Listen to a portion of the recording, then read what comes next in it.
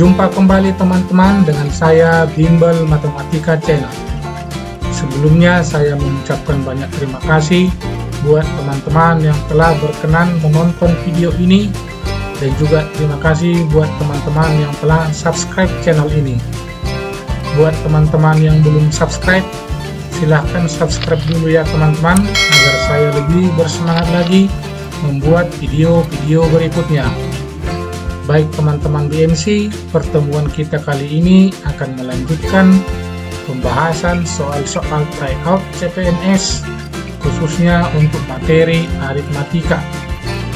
Baik teman-teman, langsung saja kita mulai pembahasannya.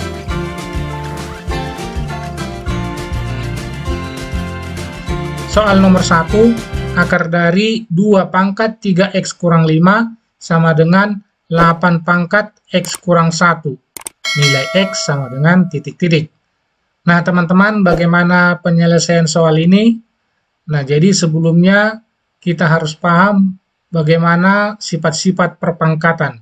Nah di sini teman-teman akan saya tuliskan 3 sifat-sifat perpangkatan yang berhubungan dengan soal ini. Nah yang pertama adalah jika sebuah bilangan A dipangkatkan dengan B, lalu dipangkatkan dengan C, nah, itu sama saja teman-teman ya dengan A pangkat B kali C.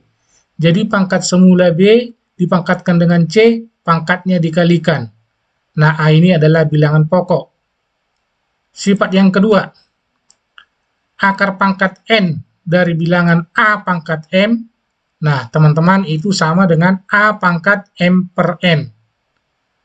Kemudian sifat yang ketiga, kalau A pangkat B sama dengan A pangkat C, nah, di sini perhatikan teman-teman ya, bilangan pokoknya sudah sama.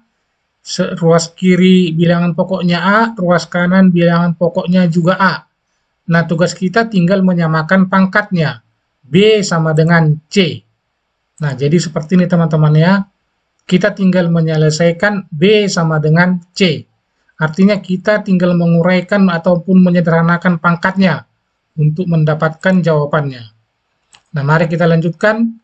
Akar pangkat dari 2 pangkat 3x kurang 5 sama dengan 8 pangkat x kurang 1. Nah, langkah yang pertama, teman-teman, kita harus membuat angka 8 ini dalam bilangan pokok 2. Nah, jadi 8 itu sama dengan 2 pangkat berapa? Gitu maksudnya, teman-teman ya. Nah, kita tuliskan kembali sesuai dengan sifat yang nomor 2, 2 pangkat 3x kurang 5 per 2. Nah, di sini teman-teman kalau tidak ditulis akarnya, itu artinya 2. Selebihnya kalau misalkan 3, 4, 5, dan seterusnya pasti dituliskan. Kalau tidak ditulis, itu artinya 2. Nah, jadi sesuai dengan sifat nomor 2, A pangkat M per N.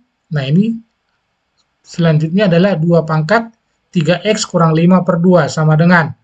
Nah, 8 tadi, 2 pangkat 3, lalu dipangkatkan dengan pangkat semula x kurang 1. Nah, selanjutnya kita sederhanakan pangkat yang ruas kanan, karena tinggal mengalihkan saja, tentunya adalah 3 kali x, 3x, 3 kali minus 1, minus 3.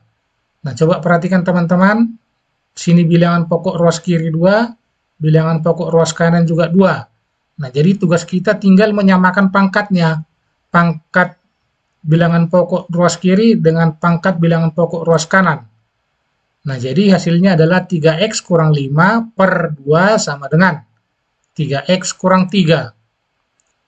Kita sederhanakan, 3x kurang 5, 2-nya dikalikan dengan ruas kanan, 3x kurang 3, lalu kita sederhanakan, 3x kurang 5 sama dengan 2 kali 3x, 6x, 2 kali minus 3, minus 6. Lalu yang bervariabel x kita satukan, yang konstanta kita satukan. 3X kurang 6X sama dengan 5 kurang 6. 3X kurang 6X minus 3X. 5 kurang 6 minus 1. Min 3X sama dengan min 1. Lalu kita dapatkan X sama dengan sepertiga. Nah, jadi jawaban yang memenuhi atau jawaban yang tepat adalah X sama dengan sepertiga. Pilihannya A. Kita lanjutkan soal nomor 2. Honorarium mengajar Rp1.500 per jam pelajaran untuk 10 jam pertama dalam seminggu, dan jam pelajaran selebihnya 3 kalinya.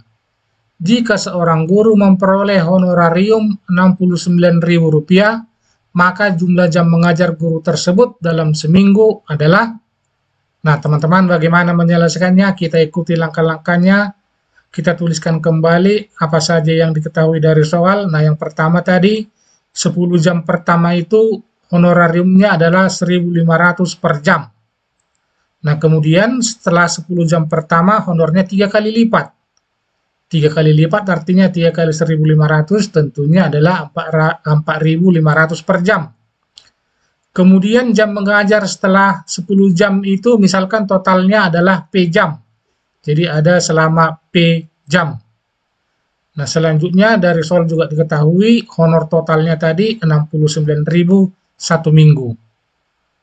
Nah, jadi kita tuliskan honor totalnya itu 69.000, tentunya itu adalah hasil perkalian dari 10 jam pertama kali 1.500 tambah jam tambahannya yaitu sejumlah P dikali honornya per jam 4.500.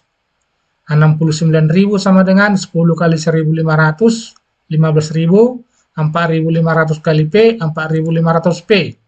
Kita sederhanakan lagi, 4.500 P sama dengan 69.000 kurang 15.000 dapat 54.000. Lalu kita sederhanakan lagi, P sama dengan 54.000 dibagi 4.500. Jadi P sama dengan 12 jam. Jadi tambahan jam mengajarnya itu adalah 12 jam.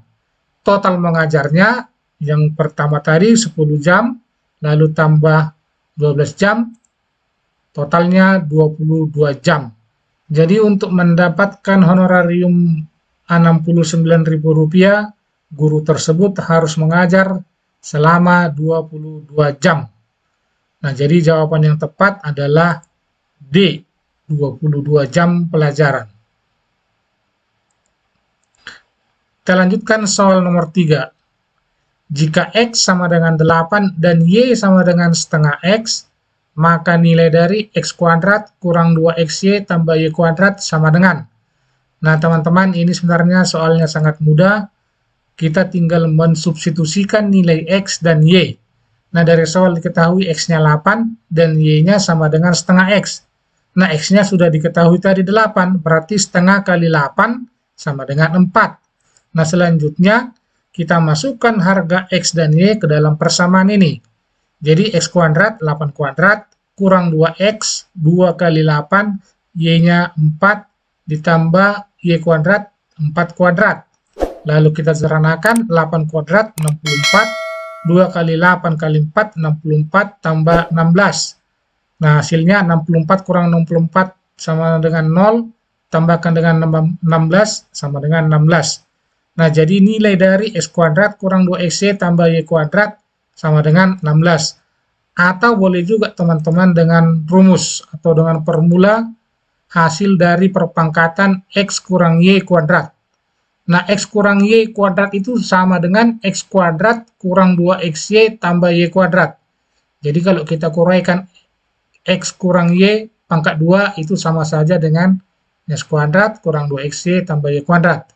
Jadi teman-teman kita masukkan aja nilai X-nya tadi 8, lalu nilai Y-nya 4, 8 kurang 4 sama dengan 4, lalu kita kuadratkan dapatnya 16.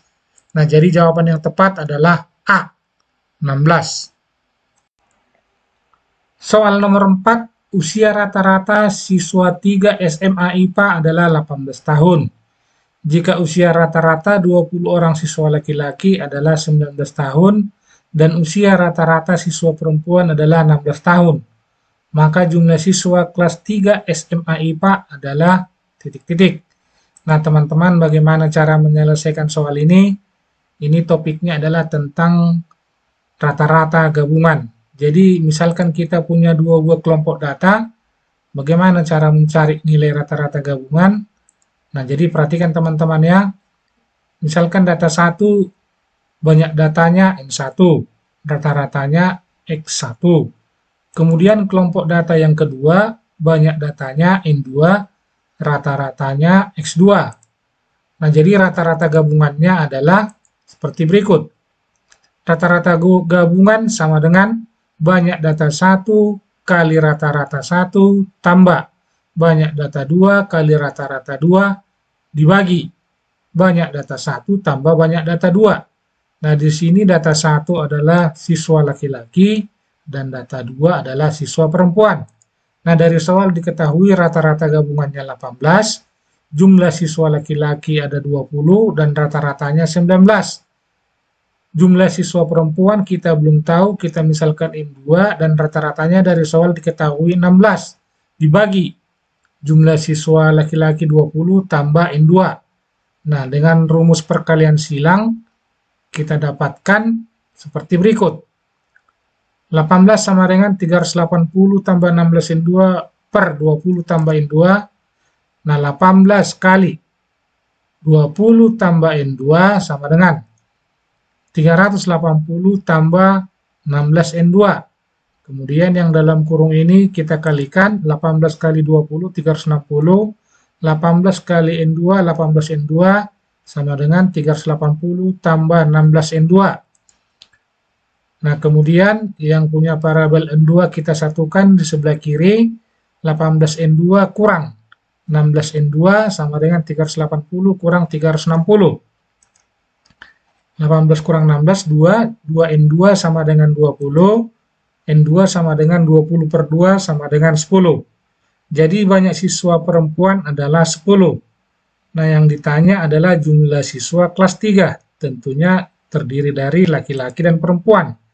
Dari soal tadi laki-laki sudah diketahui 20, dan dari hasil perhitungan 10, jumlah siswa semuanya adalah 30 orang.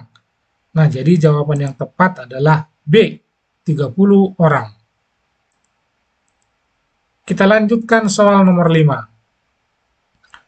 Jika X nilainya lebih kecil sama dengan 8 dan lebih besar sama dengan 2, dan Y lebih kecil sama dengan 4, lebih besar dari 0. Maka nilai hasil kali XY yang terbesar adalah. Nah, teman-teman, kita ikuti langkah-langkah untuk menyelesaikan soal ini seperti berikut. Kita tuliskan kembali, yang pertama diketahui nilai X itu kecil sama dengan 8, besar sama dengan min 2, nilai Y kecil sama dengan 4, besar dari 0. Nah, ini teman-teman kita kalikan aja langsung, yang sebelah kanan 8 kali 4, 32, karena tandanya ada sama-sama tanda sama dengan, sini pun tandanya ada sama dengan. Nah, di sini 0 kali 2 hasilnya 0. Nah, di sini tidak ada tanda sama dengan, maka kita gunakan yang tidak ada tanda sama dengan. Nah, jadi perkalian XY paling besar sama dengan 32 dan harus lebih besar dari 0. Maka XY yang terbesar adalah 32. Jawaban yang tepat adalah E, 32. Soal nomor 6. Berapakah 33% dari 163? Nah, baik, mari kita ikuti teman-teman langkah-langkahnya.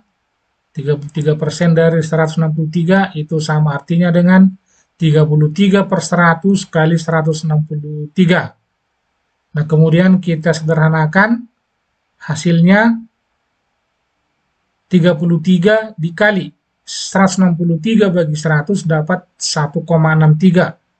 Lalu kita cari hasil perkalian dari 33 kali 1,63.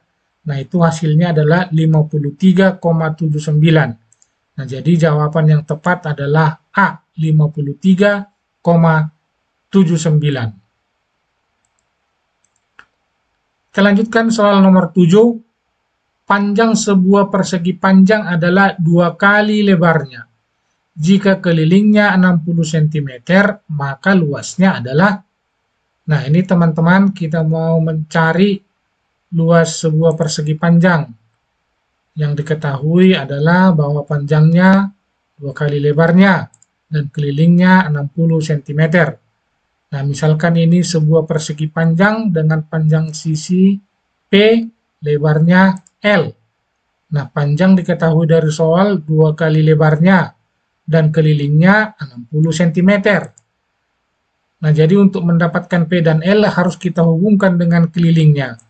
Keliling itu adalah jumlah semua sisi yang menutupi persegi panjang ini. Tentunya adalah 2P tambah 2L. Lalu kita masukkan nilainya, kelilingnya sama dengan 60, panjangnya 2 kali lebar, jadi 2 kali 2 lebar tambah 2 lebar. Kita sederhanakan, 60 sama dengan 2 kali 2L, 4L, tambah 2L. Kita sederhanakan lagi, 60 sama dengan 4L tambah 2L, 6L.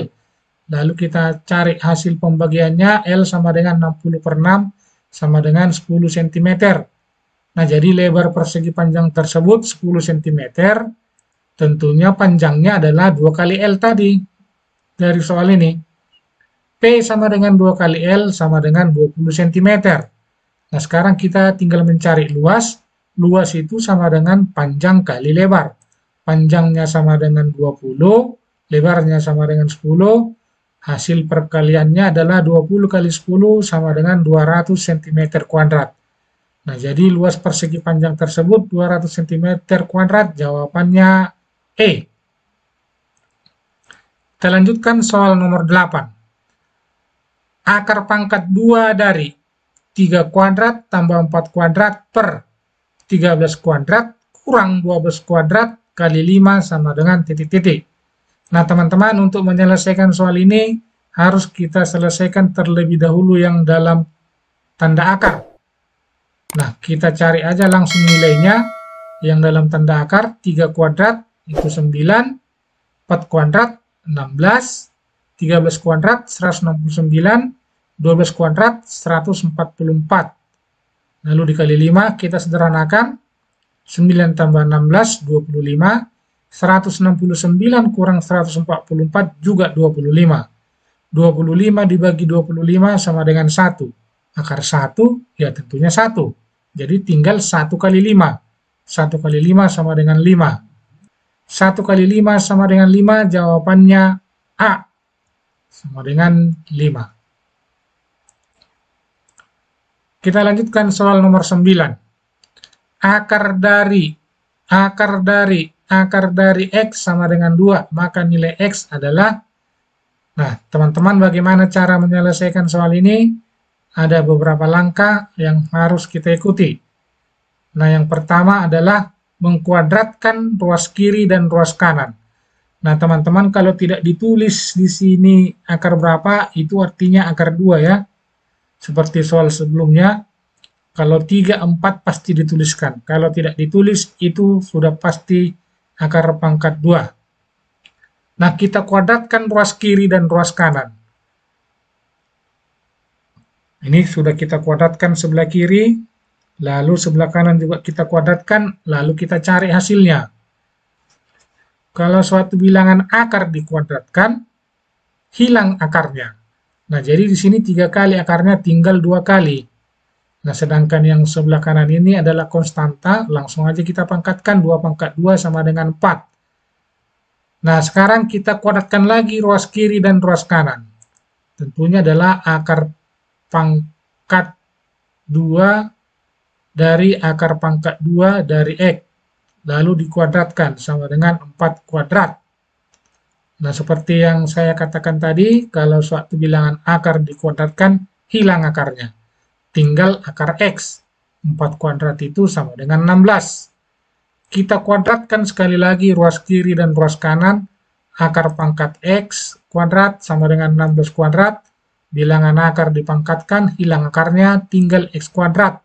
Sama dengan 16 kali 16, 256. Jadi jawabannya adalah C, 256. Kita lanjutkan soal nomor 10. Seorang pekerja dibayar Rp800 per jam pada jam kerja biasa antara pukul 8 sampai 16 dengan waktu istirahat 1 jam. Di atas jam tersebut, upah dibayar sebesar 150% dari jam bekerja biasa. Jika dia memperoleh bayaran 8.000 dalam sehari, dia harus pulang pukul.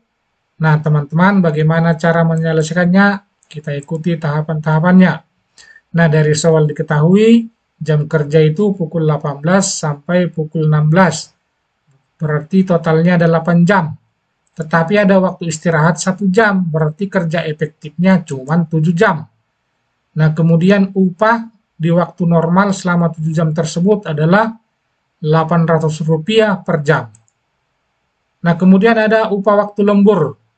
Kelebihan dari 7 jam tadi adalah upahnya 150% dari upah jam normal. Berarti 150% kali 800 sama dengan Rp1.200 per jam. Nah, kemudian upah total satu hari itu diketahui Rp8.000. Kita misalkan waktu lembur itu adalah selama P jam. Jadi waktu lembur itu totalnya adalah P jam. Nah, tentunya untuk mendapatkan upah total itu adalah 7 kali Rp800 tambah P jam kali Rp1.200. Upah total 8.000 sama dengan 7 kali 800 tambah P kali 1.200, kita sederhanakan, dapatnya adalah 8.000 sama dengan 5.600 tambah 1.200 P. 1.200 P sama dengan 8.000 kurang 5.600, 1.200 P sama dengan 2.400, P sama dengan kita dapatkan 2.400 bagi 1.200 dapat 2 jam. Nah, jadi karena ada tambahan waktu 2 jam, sedangkan waktu normal tadi sampai pukul 16, maka dia pulang pukul 18.